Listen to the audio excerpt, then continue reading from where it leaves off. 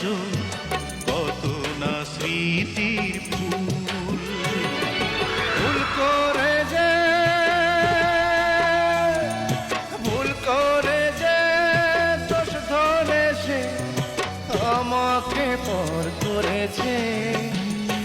আমার বন্ধু এখন শত্রু হয়েছে, আমার মন ভেঙেছে। এই অন্তর